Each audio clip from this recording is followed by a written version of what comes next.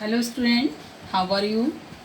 Hope that you are fit and fine at your home in the lockdown. Today I am going to teach you class 7 social science lesson 1. Time frame and sources. The study of the past starts with the time when the early man emerged on this earth. अतीत के अध्ययन के समय की शुरुआत तब से होती है जब मानव पृथ्वी पर अस्तित्व में आया. The history of man can be divided into three broad parts, periods, ancient, medieval and modern.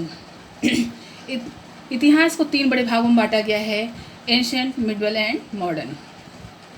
Each of these periods covers several centuries. In this book, we shall be studying about India in the medieval period. प्रत्येक भाग में कई शताब्दियों का समय होता है. इस बुक में हम भारत के मिडल पीरियड के बारे में पढ़ेंगे. Time frame. The word middle means the middle. Middle शब्द का अर्थ होता है middle, Madhya. So this period lies between the ancient and the modern period of history. इतिहास में प्राचीन एंशियंट और मॉडर्न के बीच के समय को मिडल समय कहा गया है. In India this period stage from the 8th century to the 18th century. 8वीं शताब्दी से 18वीं शताब्दी के समय को मिडल पीरियड माना गया है. This period is further divided into two period. इसको भी हम दो भागों में डिवाइड करते हैं, early middle period and the late medieval period. Early medieval period stays from the 8th to 13th century. Early medieval period का समय 8वीं से 13वीं शताब्दी तक है. The Pal, Pratihara, Rashtrakuta, Chola and the Rajput were the powerful dynasty that ruled during the early medieval period. Early medieval period में पाल, प्रतिहार, राष्ट्रकूट और चोल और राजपूत शासकों ने शासन किया. The late medieval period stretches from the 13th to the 18th century. Late medieval period का समय 13वीं से 18वीं शताब्दी तक का है. During this period, there were a number of invasions from Central Asia by the Muslim. इस काल में मध्य एशिया से बहुत से मुस्लिम आक्रमणकारी आए. The तुर्क, अफगान and the मुगल. तुर्क, अफगान और मुगल. Influence of geography. भूगोल का इतिहास पर प्रभाव. The physical feature of a country like it's mountain, river, forest etcetera influence it's history. The history of any country can not be understood without knowing it's geography. किसी भी देश के इतिहास में वहाँ की भौगोलिक संरचना का बहुत अधिक महत्व होता है, जैसे पहाड़, नदियाँ तथा जंगल का प्रभाव वहाँ के इतिहास पर होता है. India is broadly divided in 5 geographical division. The Himalaya, the Indo-Gangetic Plains, the Thar Desert, the Deccan Plateau, and the Peninsular Coast. Historical developments during Middle Period.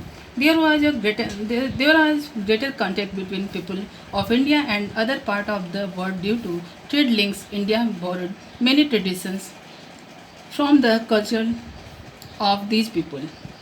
भारतीय दुनिया के दूसरे भाग के लोगों के संपर्क में व्यापारिक कारणों से आए, जिस कारण वहाँ की संस्कृतियाँ का यहाँ के लोगों पर प्रभाव पड़ा. The invention by Muslim led to the growth of a mix culture in India. There was interaction between north and south India and the Hindu and Muslim and Indian culture developed which was above regional and caste difference. Muslim आक्रमणकारियों के विकास के साथ भारत में मिलीजुली संस्कृति का भी विकास हुआ. जैसे उत्तर तथा दक्षिण के लोग, हिंदू और मुस्लिम की संस्कृतियाँ एक दूसरे में मिल गई. The Muslim dynasties provided a stable rule to the country. This led to an increase in trade and rapid economic growth. Muslim साम्राज्य ने देश को स्थिर शासन दिया, जिससे व्यापार तथा आर्थिक प्रगति बहुत तेज हुई. Islam spread in India during the middle period. The bhakti and Sufi movement spread the message to devotion to God and kindness to all human beings. भारत में इस्लाम धर्म इस काल में बहुत तेज़ी से फैला. भक्ति और सूफी दोनों ने ही ईश्वर के प्रति समर्पण तथा मानव के प्रति दया का संदेश दिया. Sources. Information about period is available from two main sources.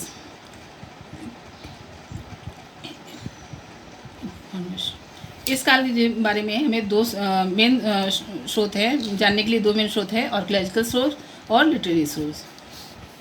Archaeological sources: temple, mosque, fort, palaces, tomb, coins, tools, utensils, inscriptions, weapons, ornaments and paintings are the major archaeological source for any period. किसी भी समय काल को जानने के लिए उसके main ऐतिहासिक स्रोत जो होते हैं वो यही टेम्पल, मास्क आदि ही हैं।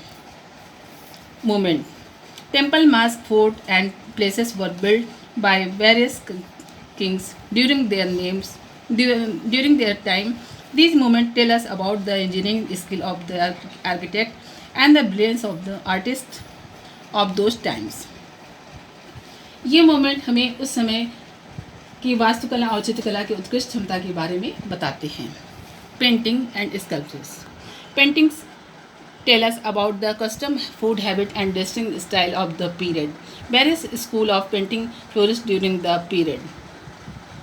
चित्रकला तथा मूर्तिकला हमें उस समय के लोगों के खान पान, वेशभूषा, रहन सहन के बारे में पता चलता है। इस समय में बहुत से चित्रकला के विद्यालय विकसित हुए। Inscriptions: in the inscription are used to record royal proclamation, religious instruction and gifts made to temple, village, etc. Some inscriptions also describe the achievement of king. Some inscriptions provided a list of the various king of dynasty. अभिलेखों से में राजाओं की घोषणाओं, धार्मिक आदेशों तथा मंदिरों को दिए गए दान तथा राजाओं की उपलब्धियों के बारे में पता चलता है। Coins: सिक्के. Old coins have great historical value. Plenty of coins of the medieval period have been found. The Mughals, the Chol, the Sultan of Delhi and other regional rulers issued many coins which were unique to their kingdom.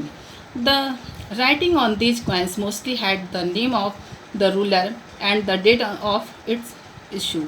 Some coins even had the emblem of the dynasty on the coins. These markings make it easier to identify the period during which that ruler of or his dynasty ruled the region. Sometimes the coins of a kingdom are discovered in many places from one another that indicates that these places were either a part of kingdom or had trade links with them. इस काल में बहुत सारे सिक्के प्राप्त हुए जिसका इतिहास में बहुत महत्व है। मुगल, चोल, दिल्ली के सुल्तान और अन्य राजाओं ने अपने शासनकाल में सिक्के प्रचलन में लाए जो कि उस राज्य के अपने सिक्के थे जिस पर शासक का नाम तथा उसका समय अंकित था। इन सिक्कों पर उनके राज्य चिन्ह भी अंकित थे। Remaining part of this lesson I will explain in next video.